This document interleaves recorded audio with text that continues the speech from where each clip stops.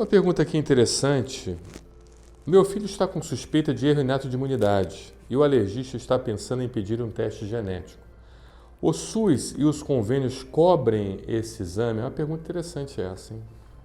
É o seguinte, o que a gente vê é que o SUS ele costuma cobrir exames como o cariótipo, que é um exame mais simples, né? Ou seja, não é algo mais complexo como o gene candidato. Então, o convênio ele costuma cobrir também a investigação do gene candidato. E o gene candidato, ou seja, aquele possível gene que poderia estar relacionado à doença, como por exemplo a doença de Scott-Aldrich, né, que é uma doença monogênica que causa a imunodeficiência primária, o erro inato de imunidade.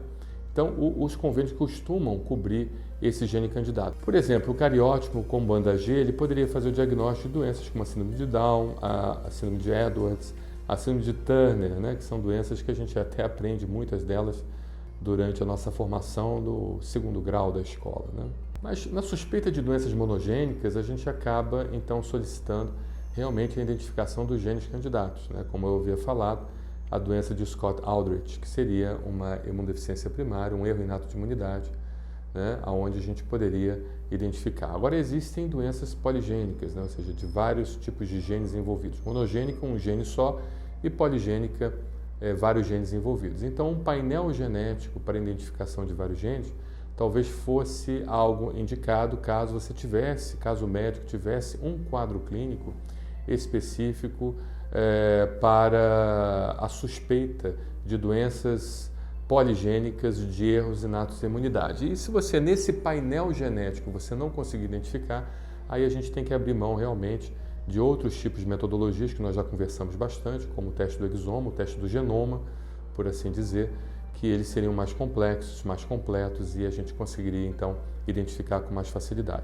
Mas é lógico que precisa passar por todo um fluxograma. Não adianta a gente ir logo no teste do sequenciamento genético, né?